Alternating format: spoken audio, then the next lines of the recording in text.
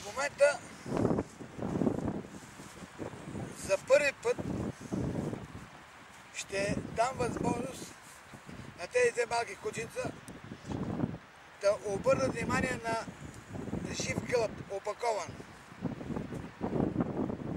Преди това го скрих под едно храстче гълъба, минахме под ветрено, обаче те не обърнаха внимание на този дивеч. И сега аз комбинирах към гълъба, сложих миризмата от пътпъта към предишната миризма, която вече добре е запозната от месеци.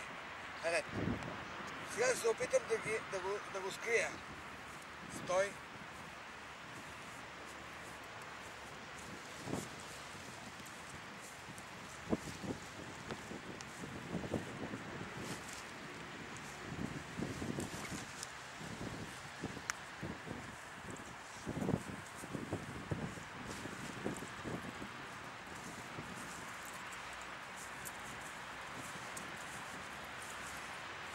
Оставям голямото куче на едно място, а с малките минавам под ветрено, тъй като вятъра идва фронтално срещу мен. А аз ще мина с кучетата по един полукръг, да мина срещу дивича. И ще наблюдавам много внимателно промяната в тяхното поведение. Казвам имената. Джерма, ела тук. Джерма. Браво, ела тук, Джерма.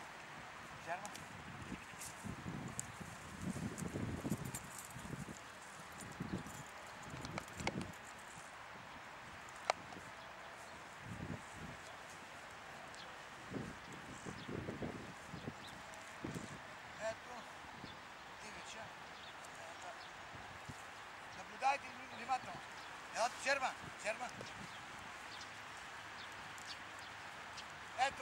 Ето, браво.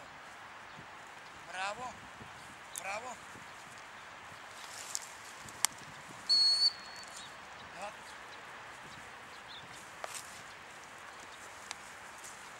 Ела тук, Джерма. Стой. Браво.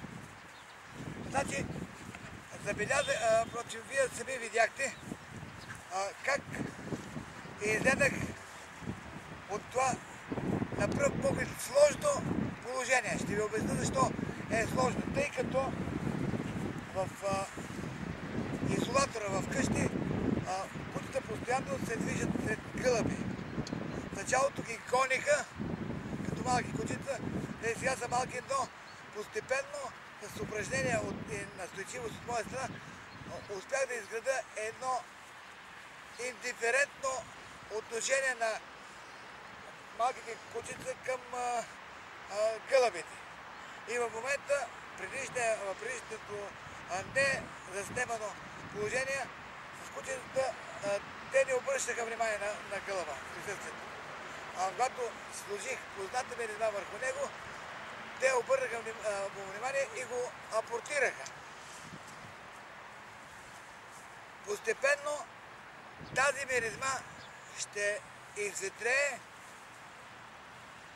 не конкретно, ще изветрее от съзнанието на кучетата, ако може да гони за съзнание, и постепенно те ще почнат да обръщат внимание и на миризмата на гълъба, на живия гълъб. Това е до този етап за днешния ден. В смисъл за това упражнение. Ще продължим с други упражнения по реда на местата, където ще работя с тях. Благодаря.